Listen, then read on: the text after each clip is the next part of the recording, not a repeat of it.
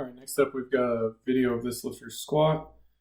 So he was telling me that he has some concerns about bar path and just technique in general. He feels like he's falling forward on the concentric. And I see immediately what you're talking about. Um, you do come forward a bit. The thing is, on the way down, everything looks good. And then you get a little bit of hip rise as you come out of the bottom. And your chest falls just a touch, and so these are like really small, subtle things that are going on with your squat. First of all, I don't think these constitute a major problem. This is just what happens when you're squatting high bar and it's hard. I don't necessarily think that you need to cut the depth anymore or anything like that. Keep doing what you're doing, especially if you're happy with the weights that you're squatting and you're happy with your rate of improvement, things like that.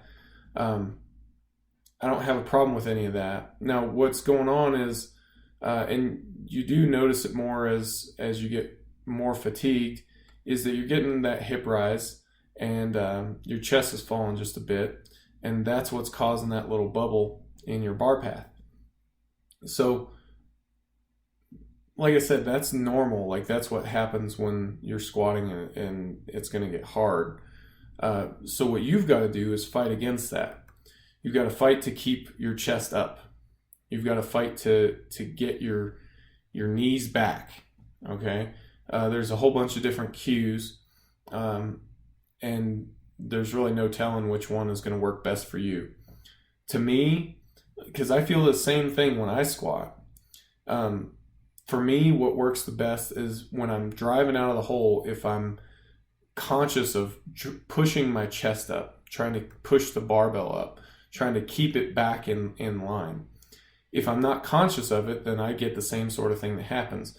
I rock forward just a bit, my hips come up, and it gets ugly, and in my case, painful.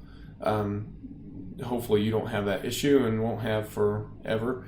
But the point is, keep driving your chest up and try to get your hips through early.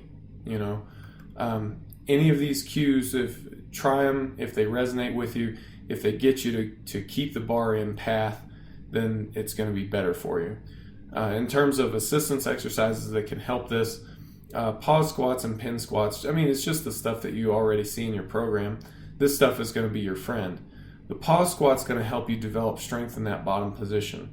Because for you, this forward dip is happening pretty early on. So a pause squat's going to help you develop strength in that position. It's going to help you power out of the hole and keep the bar back in line. The pin squat is going to help to teach you to drive your chest up and get your hips through early without having a whole lot of chest fall. So both of those movements are going to be helpful, but really it's the cues that are going to make the difference for you.